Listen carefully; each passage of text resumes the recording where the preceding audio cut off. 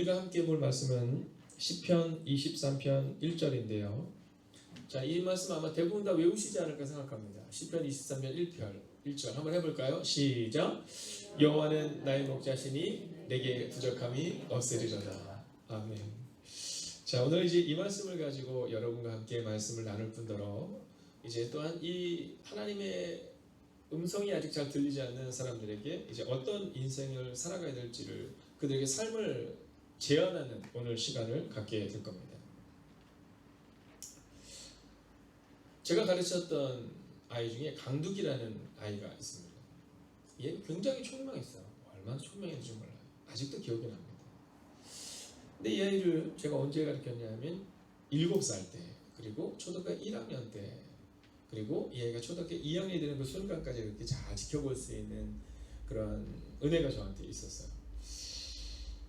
자, 근데 어느 날 이 아이가 드디어 꿈에 그리던 초등학교에 들어가게 된 겁니다. 초등학교 1학년이 됐는데 이 아이를 잘 따르는 아이들이 있어서 참 리더십 있는 아이였거든요. 근데 이 7살짜리 이 동생들이 이 아이한테 가서 얘기하면 형 놀자. 그랬더니 이 아이가 뭐라냐면 이렇게 얘기하는 거야. 야야야, 이제는 나랑 놀 생각 하지 마. 오빠 놀자. 그랬더니 야, 이제 나랑 놀 생각 하지 마. 너희랑 나랑은 차원이 달라. 너희랑 나랑은 차원이 달라. 저는 너무너무 웃긴 거예요. 차원이 다르다. 근데 이 아이는 그런 겁니다. 이제 너희랑 나랑은 차원이 다르고 나 피곤해서 못 놀겠다는 겁니다. 너는 유치원 가서 편하게 다니겠지만 나는 요즘 너무 어렵다는 거예요. 자, 그런데 그로부터 1년이 지났습니다. 자, 드디어 이 아이에게 무시받던 7살짜리 아이들이 초등학교 1학년이 된 겁니다. 애한테 얘기하는 거야. 두기 형 놀자. 두기 오빠 놀자. 우리 이제 초등학교 입학했어. 얘가 뭐냐면 야야야, 니네 지금 인생이 쉬워 보이지? 니네 이제 큰일 났어. 니네 이제 큰일 났어. 야, 2학년 되니까 야 1학년 때는 비교가 안 되기 어렵더라. 저는 그 얘기를 들었을 때 그 이야기가 우스갯소리만 들리지 않았습니다. 아, 누구에게나 인생에 어려움이 있구나. 누구에게나 인생에 어려움이 있구나. 아마 여러분 모두에게도 그 인생에 어려움이 있지 않을까 생각합니다. 자, 왜 어려울까요? 인생이 왜 어려울까요? 자, 이 이스라엘을 비롯한 이 국가에 가보면 그 나라에서 이렇게 양을 우리가 볼 수 있습니다. 물론 우리나라에서도 요즘 보면 양을 키우는 경우가 있는데요. 근데 이 양을 보면 우리 인생이 왜 어려운지를 우리가 알게 됩니다. 자, 성경에 보면 성경은 뭐라고 말하냐면 여호와는 우리의 목자고 그리고 나는 양이다, 이런 표현을 씁니다. 여러분, 인생이 어려운 이유가 있어요. 그것은 뭐냐면 이 양이 가지고 있는 선천적인 연약함 때문이라는 겁니다. 자, 그러니까 여러분과 제가 어려운 이유는 성경에 의하면 바로 우리가 양과 같은 연약한 존재이기 때문이라는 거죠. 이 양은 선천적으로 약합니다.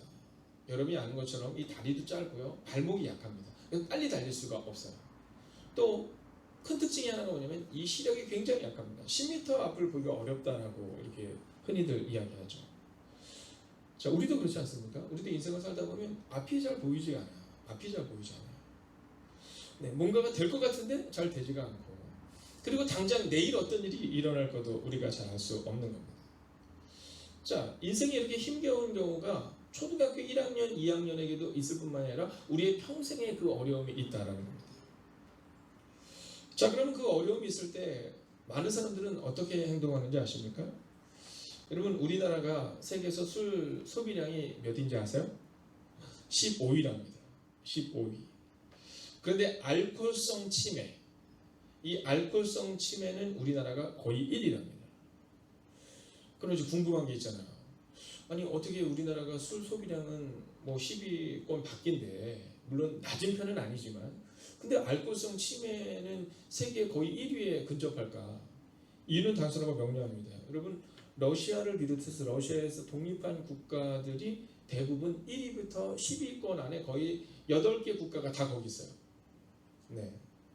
근데 그 사람들의 평균 수명이 50대 후반을 넘지 못한다는 겁니다. 술을 많이 먹는 대신에 일찍 죽는 거예요. 네. 평균 수명이 굉장히 낮습니다. 근데 우리나라는 어떻습니까? 우리나라는 술도 많이 먹는데 평균 수명도 높아요. 그러다 보니까 저절로 알코올성 치매가 전 세계 1위가 우리나라가 됐다라고 이야기를 합니다. 자, 이유가 뭘까요? 인생이 힘겨울 때, 이 방향을 잃어버릴 때 우리는 다른 방법으로 찾으려고 하는 겁니다. 아니, 그래서는 안 된다는 겁니다. 자, 오늘 주제가 인생이 힘겨울 때거든요. 누구에게는 인생이 힘겹다. 그럼 이 인생의 힘겨움을 어떻게 넘어설 수 있느냐? 여러분, 인생은 제어할 수 없는 것과 제어할 수 있는 것으로 나뉘어집니다. 자, 어떤 것은 우리가 제어할 수 없어요. 예를 들면 우리가 나이가 들어간 거 이거 제어할 수 없습니다. 우리가 눈이 약해진 거 제어할 수 없습니다. 오늘 제가 이렇게 약간 불편해 보이는 이유는 오늘 안경을 제가 안 쓰고 있어요. 네, 안경을 어디다 벗어난지를 못 찾아서 네, 오늘 찾다가 네. 자, 근데 이 안경을 이제 한 다음 주쯤에는 좀 다시 가서 새로 맞춰야겠다 생각합니다. 왜냐하면 눈이 계속해서 나빠지는 거. 우리가 바꿀 수 없습니다. 인생을 제어할 수 없는 겁니다. 자, 그렇지만 우리가 인생을 제어할 수 있는 게 있죠. 오늘 그것을 두 가지를 나누는데 하나는 성실과 그리고 입입니다. 자, 우리가 제어할 수 있는 것은요, 성실과 입이에요. 이 성실함과 입을 제어할 수 있다는 사실을 잊지 말고 살아가야 되는 겁니다. 여러분, 술을 먹을 때 제어가 안 되는 게 뭔지 아시죠? 네, 입이 제어가 안 돼요. 행동이 제어가 안 됩니다. 그래서 자꾸 술을 먹고 사고를 치는 겁니다. 저는 술을 먹고 사고를 치는 것 중에서 특별히 음주운전을 생각하면 마음이 너무 아파요. 음주운전을 통해서 앞으로 겪게 될 굉장히 오랫동안의 어려움을 겪게 될 그분들도 마음이 아프고 또 그분들로 인해서 사고를 당한 분들을 생각하면 더더욱이 마음이 아파요. 여러분, 제어할 수 없을 때 우리는 술로 우리의 미래를 풀려 하지만 그러나 술로 우리의 미래를 푸는 것이 아니라 제어할 수 있는 것으로 우리의 미래를 바꾸어 나가야 한다는 겁니다. 그게 바로 성실과 우리의 입을 지키는 겁니다. 여러분, 술을 먹고 막 함부로 말하고 이거 누구나 할 수 있죠. 그러나 그렇게 해서는 인생의 힘겨움을 넘어설 수 없다는 겁니다. 그때는 어떻게 해야 되냐면 성실함을 잊지 않고 살아가야 한다는 겁니다. 근데 이 성실함을 가지고 살아가는 게 어려워요? 어렵습니다. 제가 학교에서 아이들을 가르칠 때마다 얘기하는 두 가지를 아주 중요하게 하는데 그게 바로 성실과 우리 입술을 조심해야 한다라는 얘기를 합니다. 이렇게 성실하다는 것은요, 어떻게 보면 훈련입니다. 그리고 이게 습관입니다. 이 성실함의 습관이 바뀌어야 바로 우리의 미래가 바뀔 수 있고요. 그리고 우리가 제어할 수 없는 것을 자꾸만 바꾸려고 하지 마시고 우리 입술부터 바꾸는 겁니다. 할 수 있다? 긍정적인 언어. 내 가정을 제어할 수 없는 것들이 많지만 여러분, 내 가정에서 긍정적인 언어를 통해서 내 자녀들에게 유산을 물려줄 수 있다면 우리의 가정도 지금은 어려워 보여도 바뀔 수 있다는 거죠. 얼마 전에 신문에 크게 났던 내용이 하나가 있습니다. 자, 이 내용이 어떤 내용이냐면 7년 전 교통사고를 당해서 살아날 확률이 1%도 안 되는 병원 진단을 받았던 독일 골프 선수가 있었어요. 자, 근데 지금 이 코로나 바이러스 감염증 백신 개발팀에서 인턴으로 일하고 있습니다. 자, 이 사람이 누구냐면 2020 시즌 신인 레오니 함이라는 사람에 대한 이야기입니다. 자, 이 사람이 교통사고를 당했는데요. 살아날 1%밖에 되지 않았어요. 근데 지금은 코로나 바이러스 백신을 개발하는 팀에서 인턴으로 살아내고 있다는 겁니다. 자, 그녀가 했던 아주 재미난 표현이 있습니다. 그것은 뭐냐면 인생이 힘겨울 때 생존할 가능성은 1%도 안 된다고 봤을 때 그는 두 가지를 기억했다는 겁니다. 그것이 뭐냐면 바로 첫 번째는 내 인생을 바꿀 수 없는 것과 바꿀 수 있는 것 가운데 내가 바꿀 수 있는 것에 노력하겠다. 여러분, 재활에 노력을 다했고 성실하고 나아갔다는 겁니다. 자, 그런 일 보는 사람들마다 너는 살아나기 힘들 것 같아 라는 얘기를 들을 때마다 그는 말했다는 거죠. 나는 일어날 수 있다. 그의 언어를 바꾸고 그의 생각을 바꿨을 때 여러분, 7년 전에 그 교통사고를 극복하고 지금은 이 코로나 바이러스 감염증을 이 백신을 만든 일에 그의 인생을 걸고 있다는 겁니다. 누구에게나 인생의 힘겨움이 다가옵니다. 그 인생의 힘겨움이 다가올 때 바꿀 수 없는 것에 주목하지 마시고 바꿀 수 있는 것, 성실함과 여러분의 입술을 바꾸려고 노력하셔야 합니다. 근데 이 골프 선수가 했던 얘기 중에 아주 중요한 이야기를 하나를 하고 오늘 이 주제를 마쳐보려고 합니다. 그는 이렇게 얘기했습니다. 내 인생에서 어떤 일이 일어났는지보다는 내 인생에서 내가 무슨 일을 했는지로 평가받고 싶다. 그가 사고를 당한 후 마음을 정할 수 있었던 한 가지의 문장이었답니다. 인생이 힘겨울 때 내게 어떤 일이 일어나는가를 바라보며 술을 먹고 인생을 허비하는 인생이 아니라 내가 한 일로 평가받겠다는 마음을 가지고 오늘을 살아간다면 여러분의 인생은 달라지지 않겠습니까?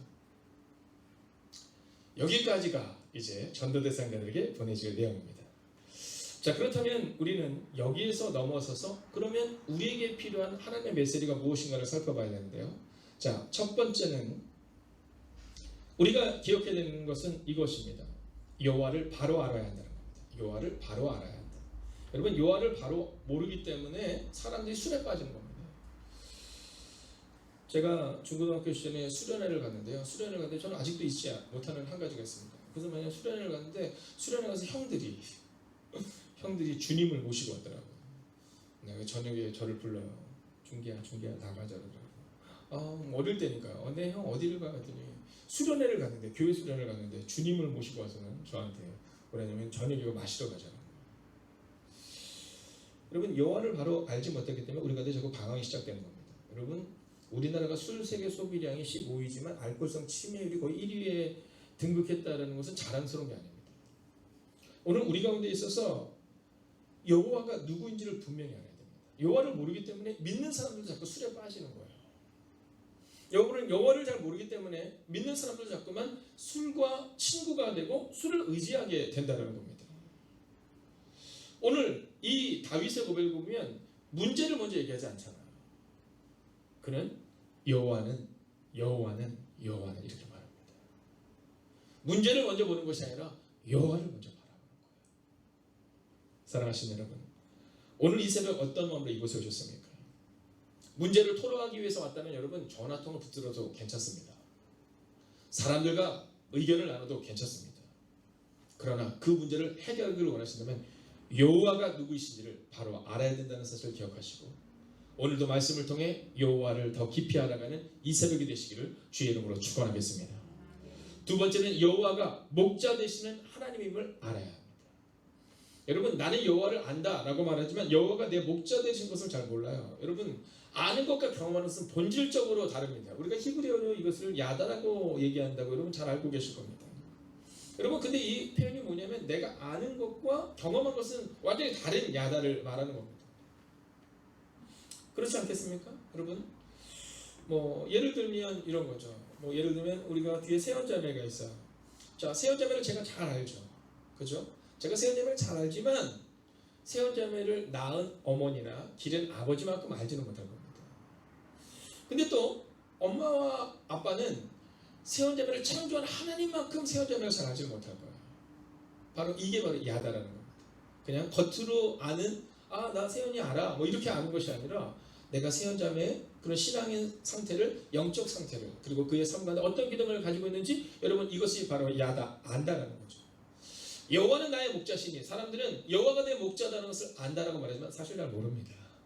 모르기 때문에 방황하는 겁니다. 여러분, 하나님이 목자이심을 알면 인생의 깊이가 달라지는 겁니다. 우리는 신앙의 연수를 자랑하죠. 내가 몇 년 됐다, 집사 된 지 몇 년 됐으니까 이제 권사 돼야 되는 거 아니야? 아니요. 여러분, 집사와 권사의 차이점은 중요하지 않습니다. 오늘 우리 가운데 정말로 우리의 마음 깊은 곳에 내가 주님을 아는가가 중요합니다. 여러분, 제가 목회자지만 목회자 중에서도 여전히 하나님을 잘 모르는 사람이 너무 많아요. 여러분, 장로님들 가운데서도 하나님의 뜻대로 살아가는 것이 무엇인지 하나님을 경험해보지 못한 사람 너무 많아요. 여러분, 목자 되시는 하나님을 경험해야, 오늘 우리의 인생이 달라집니다. 저는 오늘 이 새벽 이 시간 믿음으로 선포합니다. 인생이 힘겨울 때, 여러분, 세상의 사람들은 술주자를 의지한다면 우리는 목자 되신 그 주님의 음성에 더욱더 귀를 기울이는. 여러분, 혹시 길을 잃어보신 적이 있으세요? 산속에서 길을 잃어버린 적이 있으세요? 저는 있어요. 예전에 제가 어렸을 때는 그렇게 신입생 환영회를 어디서 했냐면 등산을 그렇게 했습니다. 왜 이렇게 등산을 가는지 몰라요. 매년마다. 근데 겨울에 가잖아요. 네, 겨울에 갑니다. 근데 겨울에 가다가 저희 조가 길을 잃은 거예요. 길을 찾을 수가 없는 거예요. 걱정이 되는 거예요. 근데 그때 아직도 기억나는 것이 조장 형이 이렇게 했어요. 야, 걱정하지 마. 우리 찾으러 올 거야. 근데 여러분, 어려움이 되니까 어떤 일이 발생되냐, 점점점 사람들의 소리가 줄어들어요. 처음에는 아예 만나겠지, 까르르 30분쯤 지나니까 까르르 소리가 점점 사라져요. 그리고 귀를 기울이기 시작합니다. 근데 멀리서 들려요. 이름도 아직도 있지 않아요. 상신이 형이라는 형이었어요. 지금은 목사님이 되셨는데 그분의 음성이 엄청 크거든요. 소리가 들려요.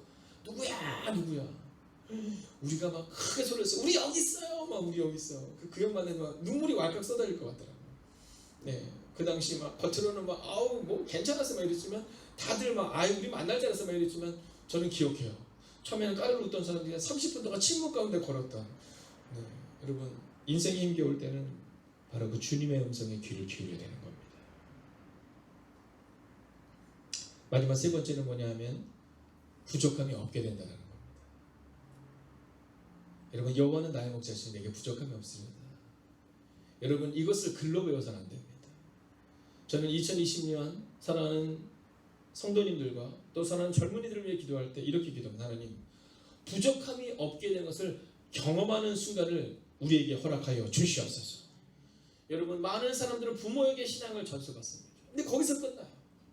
아닙니다. 여러분 우리의 인생 가운데 부모에게 신앙을 전수받는 것이 아니라 우리가 경험해야 돼요. 오늘 다윗은 그것을 경험한 겁니다. 여호와는 나의 목자시니 내게 부족함이 없다. 내게 부족함이 없다. 여러분 아버지가 목사면 무슨 의미가 있습니까? 아버지가 장로면 무슨 의미가 있고 권사면 무슨 의미가 있고 집사면 무슨 의미가 있습니까? 여러분 지금 한국교회가 왜 이렇게 어려워집니까? 여러분 목사가 목사답지 못했고 장로가 장로답지 못했고 권사가 권사답지 못했고 집사가 집사답지 못했기 때문입니다. 여러분 부모가 먼저 부족함이 없는 것을 경험하게 해야 되는 거예요. 여러분 세상적으로 세상의 성공을 보면서 부족함이 없는 것이 아니라 주님이 내 인생에 동행하심을 경험하는 인생을 살아가야 여러분 그래야 우리는 비로소 그 신앙을 우리의 다음 세대에게 계승할 수 있고 그리고 우리의 다음 세대는 그것을 글로 배운 것이 아니라 말로 배운 것이 아니라 삶으로 경험하는 은혜가 임해야 한다라는 것입니다. 사랑하신 여러분 마태복음 16장에 보면 아주 재미난 표현이 나옵니다. 그것은 뭐냐면 마태복음 16장에 보면 예수님께서 이렇게 길을 쭉 가세요. 자 길을 쭉 가다가 근데 성경에 보면 아주 재미난 표현이 나오는데 빌립보 가이사랴 여러 마을로 나갔다라는 표현을 반복적으로 씁니다. 자 근데 그 땅이 왜 중요한지는 모르겠지만 그 땅을 쫙 지나가시면서 아주 중요한 질문을 하십니다. 뭐라고 질문하시냐면 야 사람들이 나를 누구라고 하느냐 이렇게 질문하세요. 사람들이 나를 누구라고 하느냐. 근데 제자들이 얘기해요. 예 예수님 어떤 이는 엘리야라고 말합니다. 어떤 이는 세례 요한이라고 말합니다. 어떤 이는 예레미야나 선지자의 한 명이라고 얘기합니다. 이렇게 얘기해요. 예수님이 듣고 싶었던 것은 사람들이 나를 누구라고 하느냐 듣고 싶었던 게 아닌데 제자들은 그대로 예 다른 사람이 이렇게 얘기한다 이렇게 얘기해요. 근데 예수님이 묻습니다. 그러면 너희는 나를 누구라고 하느냐 이렇게 물어요. 너희는 나를 누구라고 하느냐. 그때 11명의 제자들은 꿀먹은 벙어리가 됩니다. 생각해보지 못한 거예요. 예수님이 누구실까? 생각해보지 못한 거예요. 그냥 사람들이 뭐라고 하는지 집중한 겁니다. 근데 그때 베드로가 이렇게 얘기하죠. 예, 주는 그리스도시요 살아계신 하나님의 아들이십니다. 그때 주님이 뭐라고 말씀한지 아세요? 바요나 시몬아 내가 복이 있다. 그리고 너는 베드로라. 그리고 내가 이 반석 위에 베드로라는 반석 위에 내 교회를 세우겠다. 이렇게 말씀합니다. 인생이 힘겨울 때 왜 우리의 가정이 무너집니까? 인생이 힘겨울 때 왜 우리의 자녀들이 넘어집니까? 인생이 힘겨울 때 왜 우리의 교회는 여전히 어렵습니까? 이유는 단순하고 명료합니다. 들은 하나님에 대해 우리는 알고 있는 겁니다. 어쩌면 우리가 그렇지 않습니까? 세례 요한인 것처럼 엘리야인 것처럼 여러분 예레미야나 선지자의 한 사람인 것처럼 우리가 그 하나님을 의지하고 있지는 않느냐는 겁니다. 우리는 분명하게 깨달아야 됩니다. 주는 그리스도시요 살아계신 하나님의 아들이신데 그분은 나의 목자가 되셔서 오늘 비록 광야와 같은 한복판을 지나고 있는 오늘이지만 그 준비에 나의 목자가 되시니 내 인생은 책임지실 것이다. 사랑하신 여러분 인생이 힘겨울 때 세상 방법 의지하는 것이 아니라 오늘 시편 23편 1절의 고백처럼 여호와는 나의 목자시니 내게 부족함이 없으리로다. 주는 그리스도시요 살아계신 하나님의 아들이십니다. 그리고 내 인생의 주권자이십니다. 그 고백으로 오늘을 살아가시기를 인생의 문제가 먼저 되는 것이 아니라 인생의 문제보다 하나님이 앞서시는 여러분과 제가 되기를 주의 이름으로 축원하겠습니다.